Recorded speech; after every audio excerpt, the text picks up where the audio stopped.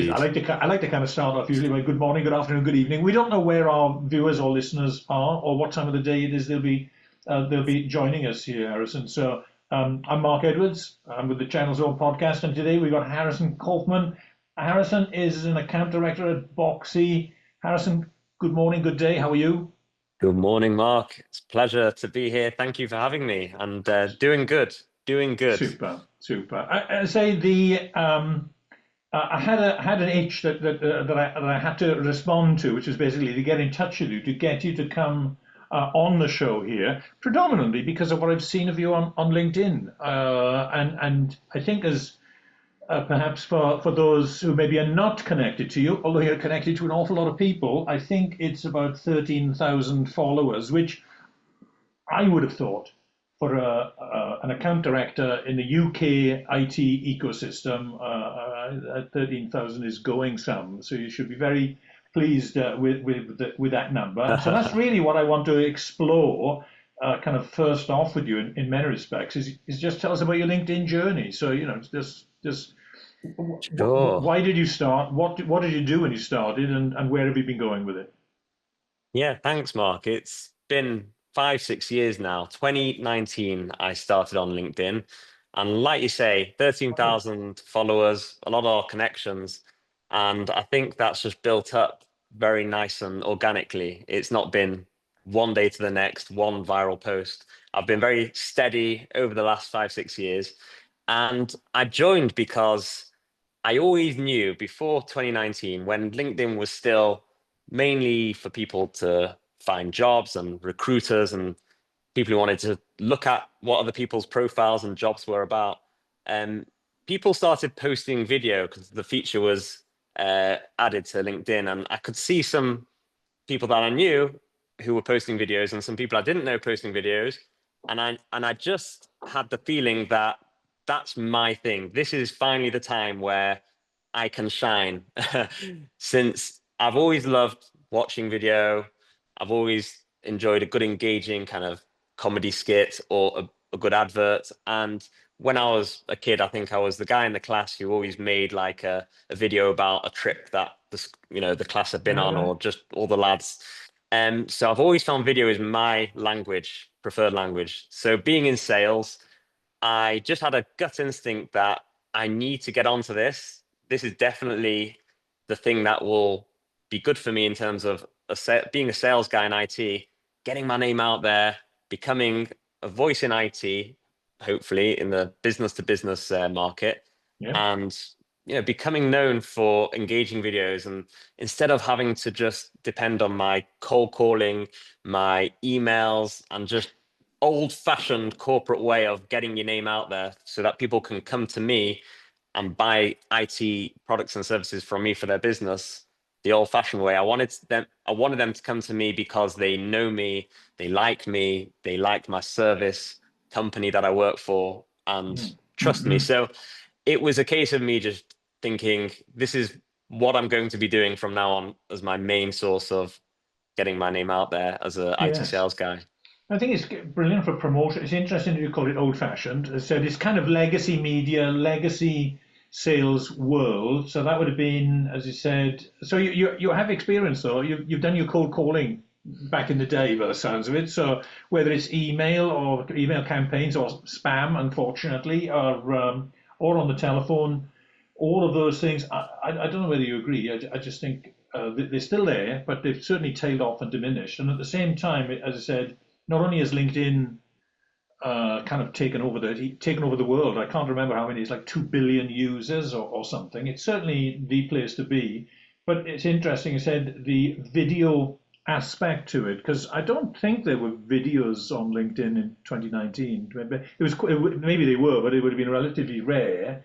But from what Yeah, you're saying, your timing is perfect, isn't it? Because I said you've been experimenting, trialing, and presenting kind of yourself on video, but now video is going to be huge. exactly that, Mark. It had come out, must have been early 2019. It was available. There were people that I followed who were already posting a lot of videos, and they got it straight away. They realized, 2019 video was already very big, You had, YouTube was already Yes. massive, etc., etc. But I was just waiting for an excuse to post a video because even though I like videos and I already had filmed a few kind of in my past, it still was very nerve-wracking and embarrassing to put yourself out there, which is what a lot of people suffer from and what's holding them back. And I had to have a good reason. I didn't want to just randomly introduce myself. So I waited for a good excuse, and our company was called Total Computer Networks at the time, uh, called Boxy now. But we won an award for like best reseller of the year at the CRN Awards, kind of the Oscars of the IT Yeah. business to business channel. And I thought, brilliant. So I wrote a little script on a piece of paper, and it was in these offices. I walked up and down the corridor about 90 times, re-recording myself saying, "Hi, my name's Harrison. You might know me. I work for Total Computer Networks, selling hardware, software, services, and we just won this award. And I think it's a great, quite official and corporate, but very engaging because I was walking around the offices, which are quite nice, and it kind of went down really well. And I think I just also want to circle back on one thing you said earlier. I did up until then have a career in IT sales for about, I've been in the industry since 2013, old school legacy, like you say, which I Right. really enjoyed. And I'm very thankful I joined the industry in this perfect time where I experienced the old fashioned corporate kind of, I worked for another company who were quite a big IT reseller where I kind of learned all the ropes, cold calling, you Yeah. know, massive spreadsheet of prospects, hundreds and hundreds of prospects, sending follow-up emails. And I was spending all day, every day, kind of getting customers who buy from me again and again and again. It's not just one-off purchases. And once you're building that up, you're still calling through all the prospects, which is great. But the problem was I was only as good as my last email or call. And a lot of customers, when I got round to them again on the spreadsheet, because, 2 week cycle, let's say, and I finally got back to this customer. Hi, uh, Harrison here again. Yeah, did you still, buy HP laptops? Remember, I sent you an email. You said that's what you buy. Did any requirement come up? And a lot of the time, they would say, "Oh, Harrison, yeah, I do remember you calling." And it's such a shame. I just forgot about the other day. I needed to order. I ordered some HP laptops, and I can't believe I forgot. I'm so sorry. And it's like I was only as good as the last time I called them. Wow. So, and this is the answer to it. I saw the solution in front of me. I Right. had a book of Brilliant. accounts already, so it was more of a case of not trying to build a whole book of accounts and gain a whole new client base from LinkedIn. It was to remind all my customers that were spending from me that I existed, telling them about all the different products that we have, because even if they remember you, they might also need audio visual for their conference room, like a conference room camera. Yeah. And I sell it, and we work with kind of Logitech, and they'll say, "Oh, Harrison, I'm so sorry. Yeah, you're telling me you sell Logitech, but we thought you only sold laptops. How about where I make all this content and people are watching it without me having to push it in their face, and they learn about the products and services that we have. They get to know me better as a person. Their guard is down because I'm not on a phone call, and all the prospects who maybe don't even pick up the phone to me are now Yeah. actually getting to know me. So I'm warming them up. Plus, all the Well, people they out know there in the you. world. They know you visually now. They know it's not just your name. As I said previously, you would have been a name. They might have remember you. Maybe your voice might have caught their attention on the phone. But the reality is now they know who. Even if they haven't spoken to you, I don't know if you've ever had anybody come up. They might even know you from online. They've never met you before, but maybe they've seen you on there. I'm also interested. You made a point there. You'd realised you had a problem. You'd realised that that legacy way of working work to a degree. I think the the reason that sales organizations are built like that back then is it had worked. It had been a very effective, successful way of marketing and selling. But I think, as you said, you'd realize it wasn't working as expected or as hoped. You had a problem and you were looking for a solution. And then because you were looking for a solution, you found a solution. One of the issues I that we have today is that because I think LinkedIn is a phenomenal solution for many salespeople and sales organizations. But you know what? Many of them aren't look. They don't even think they got a problem. They don't think they've got a problem, so they're not looking for the solution. And LinkedIn I would say for many is the solution. It has to be used correctly. Yeah.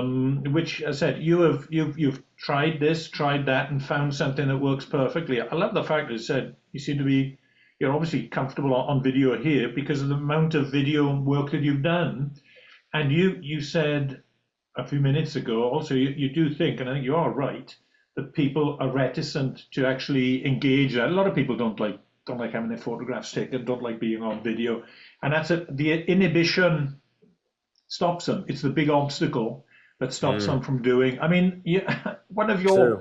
posts the other day, I think I had you. It was an entire journey from first thing in the morning. I don't remember. It was a train journey into London, That's right.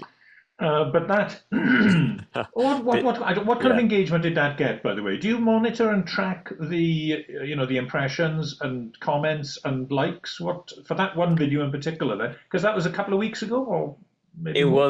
It was last week, yeah. It was from a day out in London, and it's a new type of vlogging style that I do, which reflects people's attention spans being quite short, people liking Yeah, vertical, that's right. Yeah, portrait video, and yeah. LinkedIn promotes, the That's swiping right, kind of correct. style videos, which are fit So your whole just to phone. So say I there filmed on it that, like that. Harrison, because I Yeah. don't think everybody knows that, because that is a new feature, isn't it, on your phone? Which is, if you think most people will use LinkedIn. I think that the kind of amount of screen time that we have nowadays on here, on the Mm, bottom of mm. the screen, there is a little video button. Press that video button, and it kind of turns into. I don't use Instagram or TikTok, but They've TikToked LinkedIn. They have admitted that people don't want to be old-fashioned corporate, just reading these long posts. And there's no long form. There's not that many long form videos. You go on YouTube for long form videos where yeah, someone's vlogging a yeah, day in their business. You can yeah, still make it work, and I do long vlogs sometimes, which also go on YouTube, which I'm also growing. right, But exactly like you say, LinkedIn have adapted to be like TikTok and Shorts because people are very comfortable, number one, using their phones to look at content. So they like it to be in the portrait kind of full yeah, screen, yeah. vertical mode. And it's also easy to swipe onto the next one instead of having to Correct. go down a Yeah, feed and find one that's like right. that. And I've so done you 10 need to seconds. I'm cater to it. interested. I'm not interested. If I'm not interested, boom, I'm out of here. And then we'll see how good the algo is. I had been told a few months ago that posts with video were being kind of promoted a little bit more within LinkedIn.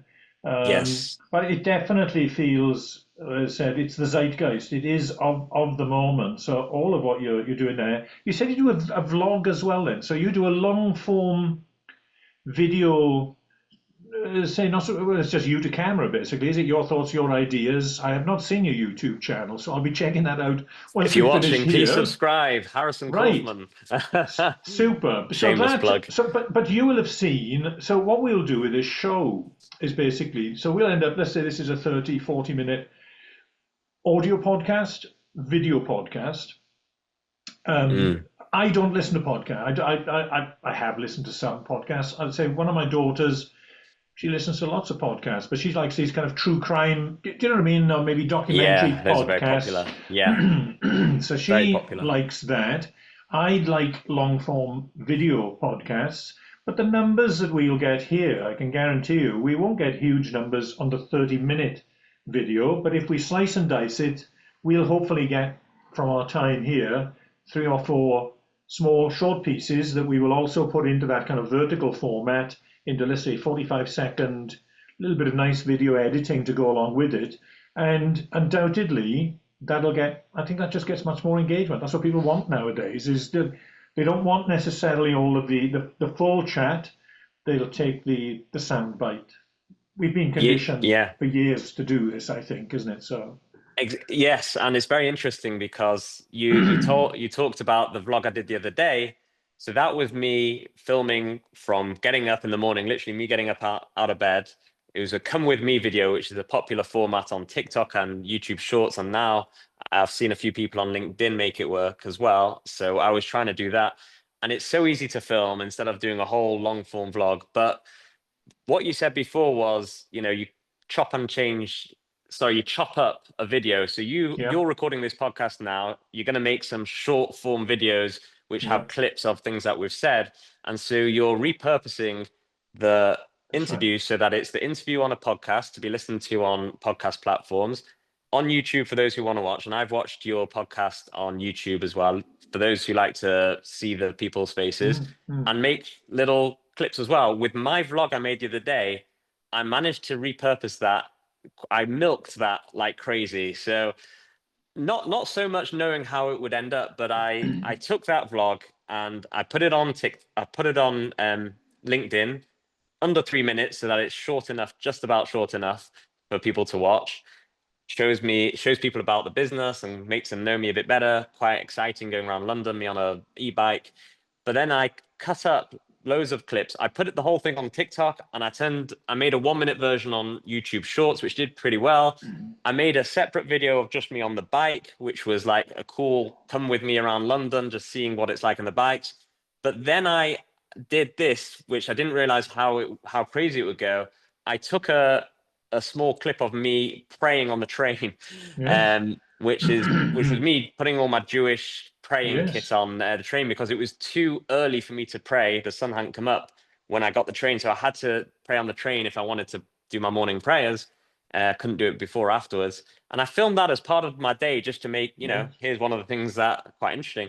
And I made a clip which was just me walking through the train to find a place to pray, me putting on my Yes. Yes. Jewish gear, and I put a caption on a separate video on TikTok and YouTube which said, wherever you are, always be a proud Jew if you're Jewish, so that you don't feel scared in the current environment and all that. I Right. love making videos that people who aren't very religious kind of see and they think, oh, yeah, Harrison looks like a normal guy like me, and he does this prayer thing. I can do that as well. But those elements, Harrison, they Yeah, are the bits that say that do stand out. Did that clip get did that get more traction than anything else?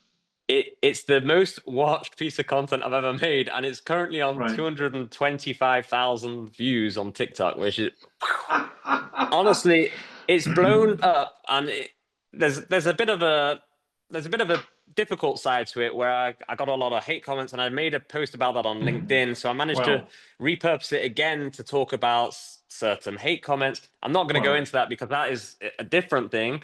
But yeah. I also got a lot of love. I got a lot of Well, the reactions I wanted, which were Jewish people saying, "Oh, okay, right. I'm happy that I can also do this, and that it's good to see other Jewish people, praying or just looking Jewish in public," which was mission accomplished. So I'm just blown away by how I repurposed it. I managed to milk this post in so many different ways, and it's gone so far, which is just Yes, but a lesson within itself. to see then what's worked. I've been doing some work recently. I'm partnering with these guys. This is Tim Hughes and Adam Gray at DLA Ignite. So these are big social selling experts.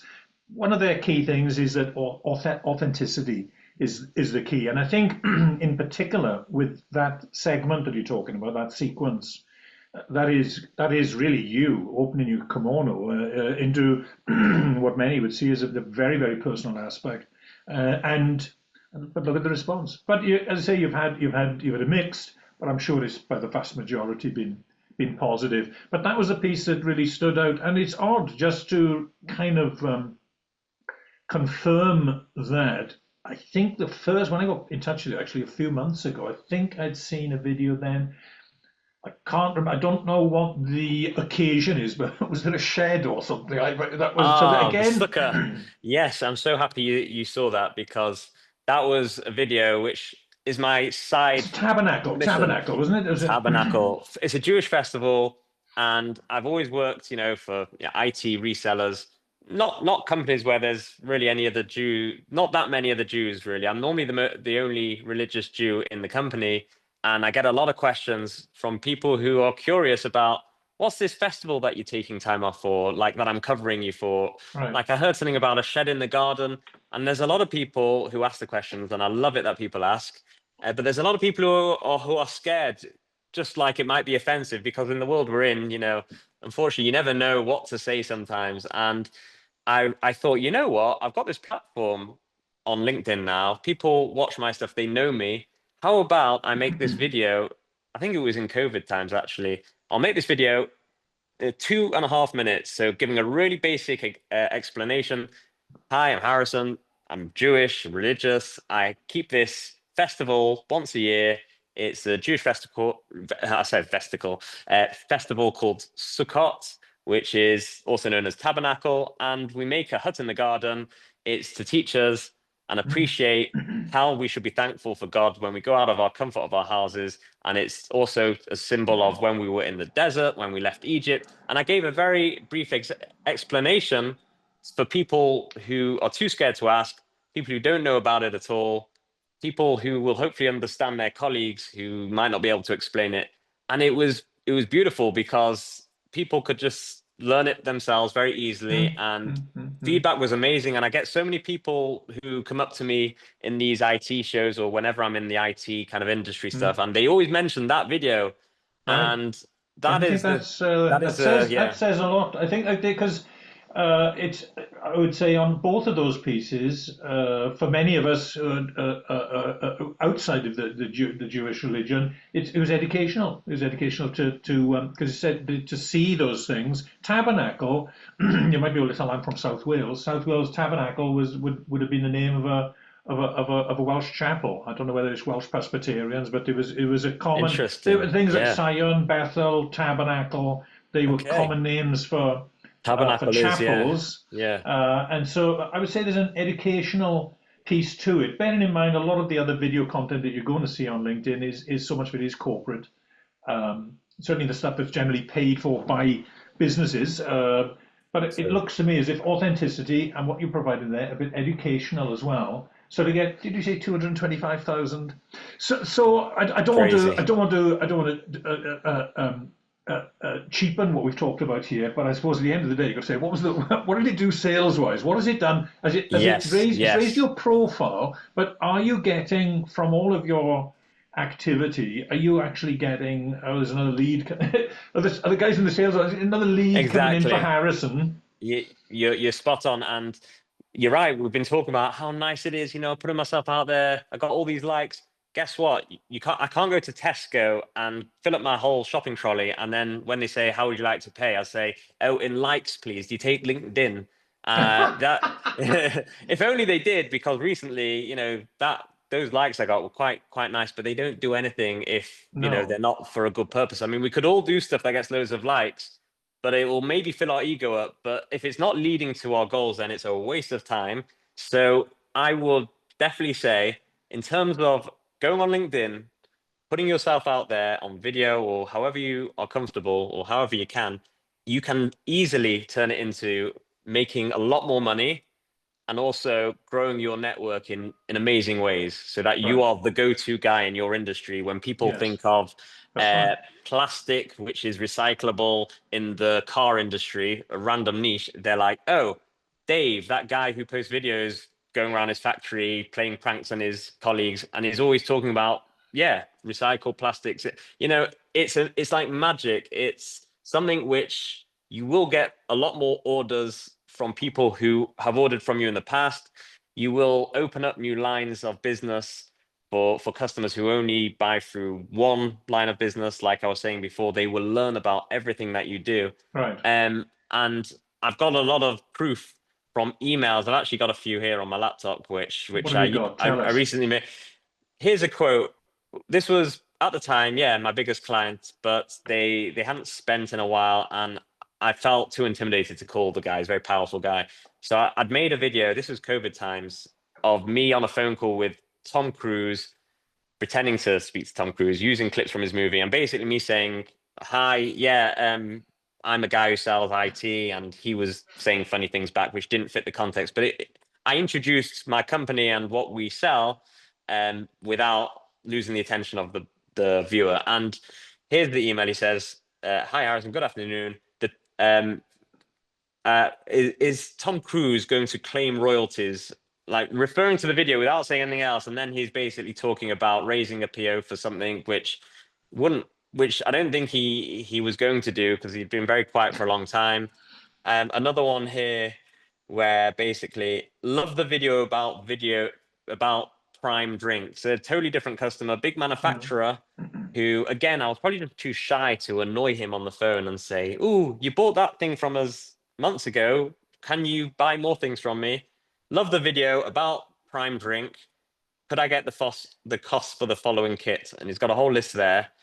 And, that was a quote for, a nice quote there. And it was a video which was such a silly video of me making fun of all the young people who have this drink called Prime, which is very That's trendy right at the out. time. Yeah. And I Yeah. was being like I was saying 33-year-old drinks Prime and look how cool I am, being a really embarrassing kind of dad joking guy who's trying to fit in with the young kids. Didn't really have anything about business, but he remember, oh, Harrison, yeah, he made me laugh. Forgot he even existed. Yeah, you know what? I'll go and buy some, I think it was some headsets and some conference hardware. So I've got proof that it reminds people you exist and it tells people what you sell. I think the Yes. rest of the time, I take a, we said before when we were talking, the rule of three.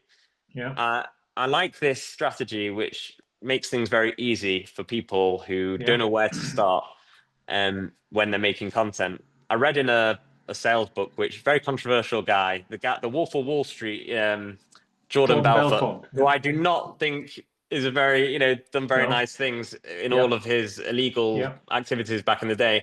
But I'd noticed that his cold calling, tips were very good. So I'll take all the good stuff Right. without scamming people. And he says something very good. He says, when you're on a cold call, you need to be getting your prospects or customers who you are speaking to from a naught out of 10, as close to a 10 out of 10 as possible in the following three areas. First area is how much they know about you as a person on a scale of 1 to 10, or how much they like you, I guess, on a scale of 1 to 10. Yeah. How much they know and like you as a company that you work for. So I work Yeah. for Boxy. I need to be representing Boxy well and Mm. their services and products well, so they know about the company, who we are, that we are capable, got all the accreditations, we're big enough. Third of all, the product or service that I want to be pushing out Yeah. there, Yeah. get them from a 0 to a 10. Basically, if I want, I can make a video which just focuses on getting to know me as a person, another video which touches on my company, so a vlog about me going around the offices. You see all these lovely people. You see, there's a Microsoft guy in there, so you can trust us. We have Microsoft people stood around. Or it could be about a product or service where I'm Gotcha. in Yeah. an exhibition where I'm looking at a new AI generated kind of Yeah. camera, which Yeah. you can use for conference calls, great for business, like, and people are like, wow, that product's really cool. So now they know me, from a 0 out of 10 You're in all those stacking it up areas. there bit by bit, and then it's. Yeah, I mean, you're that's a building it couple the of. whole time. If I can put a few things to you on that, because I'm very impressed with the insight that you bring into it, and also you're a young man, you're in your 30s, and you're Oh, interested. stop it. You're curious and interested about the sales world that you're in. So on your rule of three, Absolutely. I've got a diagram. I'm a visual thinker and a visual communicator, so I would be drawing that out on a whiteboard. But I did a diagram recently where I see what we're doing here now is basically long form podcast video production at the top. Part of it then also short form video, the slice and dice, take it there, and then over on this side, LinkedIn as the vehicle, as the distribution vehicle for it. So though it's like a Yes. trifecta of those three things, and that, if you think about it, podcasting, trajectory, trend up, short form video, trend absolutely up, and LinkedIn, yeah, as the social media platform for B2B, again, the trend is up. So Going I up, think yeah. we're smack bang in the center. The other thing that just occurred to me, you mentioned Jordan, is it Belfort or Belfont? I've seen him speak. I went to an event a few years ago where he was at. He's reinvented himself. As I said, he's been a very pretty bad guy in the past, but undoubtedly a very smart, very intelligent guy. I think he's now on the right path. But one of the things, the one thing I would say I took away from that event that I went to, he spoke about the need for proximity. If you want to be an actor, go to Hollywood. If you wanted to be a broker, you'd go to Wall Street. And I thought that was very important because proximity is key. You've got to be in the right place at the right time. Think of it this way: those videos that you're presenting, you put them online. The proximity is you're actually in the palm of the customer's hand there at some point. That's about the most, is Yeah, I it like that. proximate that you can get. It's lit the most. If you think about it, that's the most intimate space with them and their smartphone. We all know that people's screen time it's Hmm. gone through the Hmm. roof. Yeah. It's so I say you appearing. If you think about it, your face coming up on a screen here in front of us, that is one to one. Exactly. I think I really want to mention this part, what you've touched on, that people think I am not that, that they are not that guy. It's like some people see me because I did a course recently, which was a side project Again, I where I saw did that a, on LinkedIn. you saw that on it, so I don't even need to tell you anything. It's all there my whole No, life. It's a bit worrying. yeah, But I told people come up to me and they say, Harrison, you're that guy. You were born and you were born a LinkedIn or video creator where it's just your thing and you're really confident and all this. I'm not a confident guy. The truth is, I still feel like, what is it called? Imposter syndrome. A bit of that where I'm just a normal guy. I'm not that loud. I'm really not the most confident, loud guy in real life. In real life, I do put my real self out there, but I feel more comfortable in front of a camera than in a live audience. So that's probably why I look like someone who's kind of been doing video for so long. I have been doing it for a while, so I do look a bit more polished than when I did at the beginning. But here's the point: anyone, and I mean anyone, whether you are very quiet, whether you're not very funny, even if you're someone who thinks, I've got nothing original to say, this is the best time in human history yes, where you've got enough celebrities or, sorry, influencers who are on YouTube. You've got quiet introverts who are the biggest channels talking about their specialist area. You've got people who are, people who you've never seen in mainstream media. Maybe they look a certain way, maybe they act a certain way. They're just not who you would see in Hollywood. This is the time just to put yourself out there, regardless what mm, you think mm, you are, I agree. because at the end of the day, you only need people to be like you who are viewing your stuff. It's not the big stars who are watching your content and buying from you. It's just the normal guy who works in the same industry as you.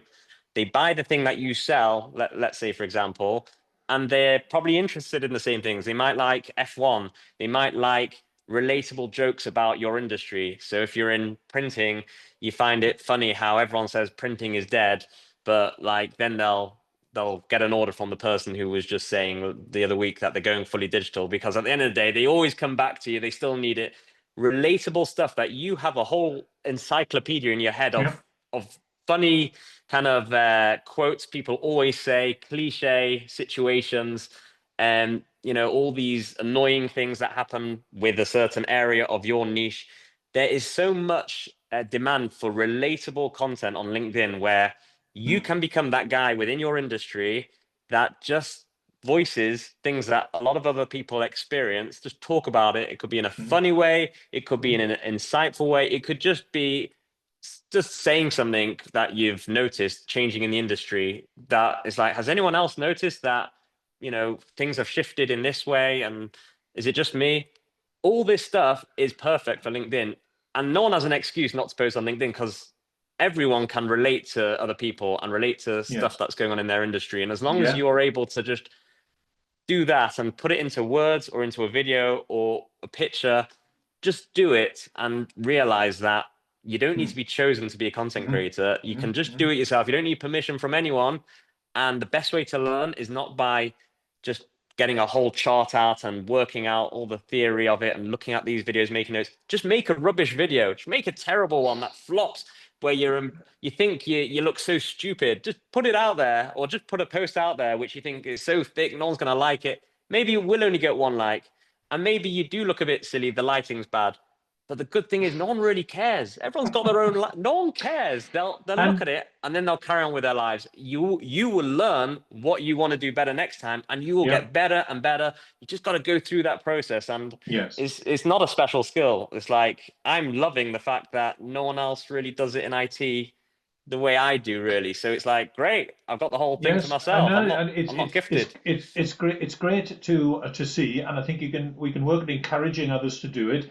I think for them to do it, it's difficult to push people into it. They've got to want to do it, and maybe that's what's going to happen. I think perhaps for many salespeople, my guess is many of them are probably finding it difficult to get through to the customer nowadays because I think customers may have been available or accessible a number of years ago, but now Mm, they've basically pulled the drawbridge up. They're not answering the telephone. There's nobody on reception to put your call through.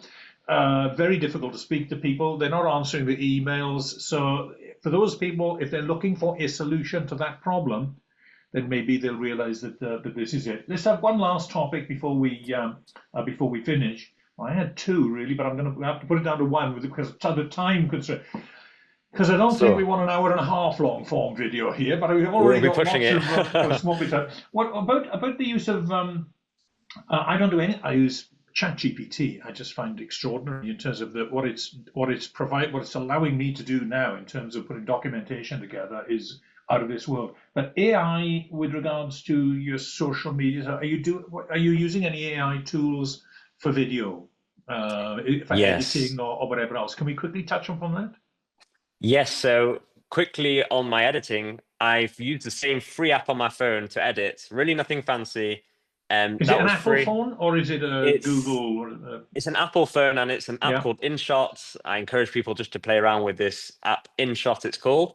There's also another free app which has you can put a script on there and it's a what do you call it where it's got the text coming down, a Oh, right. teleprompter. Auto cue. Right. Okay. So you Exactly, a can put your script and teleprompter it's telling you what the lines are. Okay, is that's good. rolling down in a nice speed. And I don't always use that, but this leads me on very nicely onto AI because I use ChatGPT. I don't use it to come up with my, all my videos and my scripts and the idea. Yeah.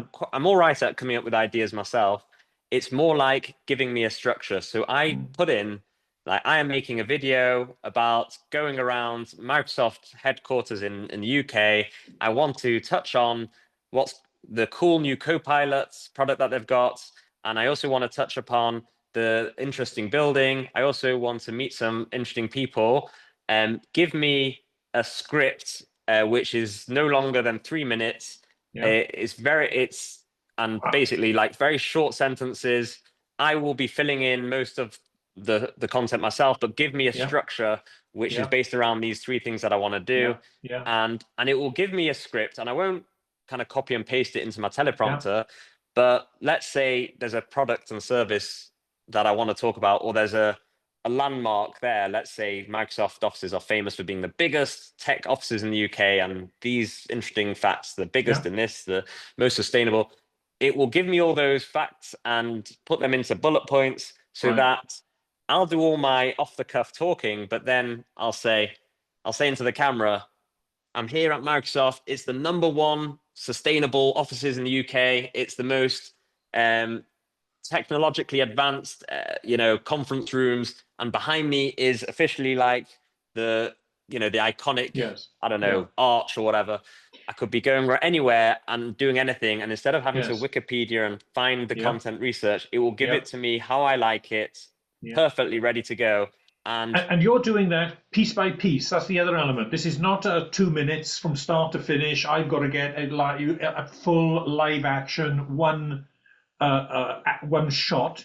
It is piece by piece by piece. You can do short segments. So I didn't like that. I'll go back, do it again, do it again, do it again, do it again, and then exactly, it's down to your editing. Then that's where you then kind of yes. piece it all together. Exactly. I sometimes just keep the camera rolling if I mess up, and then I'll just start again, and then I'll just cut it out so that it's all there. You will people who have never done it before will delete it and try refilming it 50 times like I did, and I still do sometimes until they think that they've got all the words out and they've not mumbled. But that's all by the by. You know, AI and ChatGPT, I think the main principle that I'm talking, which I think I should say, how I use it and how people can use it is they know what content they like. You will click like on a a post that you like, so you already know what works. You want to just replicate it with your content. So you could just go into ChatGPT, and I did this live in the course that I did. You'll say, I'm a photographer, I do corporate headshots. I want to make a funny headline in my LinkedIn post, which jokes about which jokes about saying you don't have to be a Hollywood model to have a good headshot taken. Make a sarcastic joke, make it only 2 sentences, and then I want 3 bullet points talking about my services, how I will come to you, how we have the best camera technology, and how we use the best editing software to make you shine, and make it really snappy, make it engaging. Then it'll give you ready to copy and paste, and then you can tell it, oh, make it funnier, or include this word instead of that word, and you can just bully it. I mean, I hope the computers don't take revenge on us one day for talking so rudely to it, but you can make it into what you want. It's amazing. People who are watching, if you're an IT sales guy, whatever, and you're thinking, I need to do this LinkedIn thing, I don't know how, I'm looking at you right now. Make that video, make that post. You are that guy. May as well just try it. So I think this is your message to do that now. Super. So, all right, but really good speaking to you, Mark, and we'll speak Brilliant. again for sure. Thank you very much. Really enjoyed. Thank you very much, Harrison. All the best. All the best. In this episode, we were joined by Harrison Kauffman, an account director at Boxy, and Harrison is all over social media and the various platforms, but I would recommend maybe you start out finding him on LinkedIn. That's Harrison Kauffman, Kauffman. Enjoy.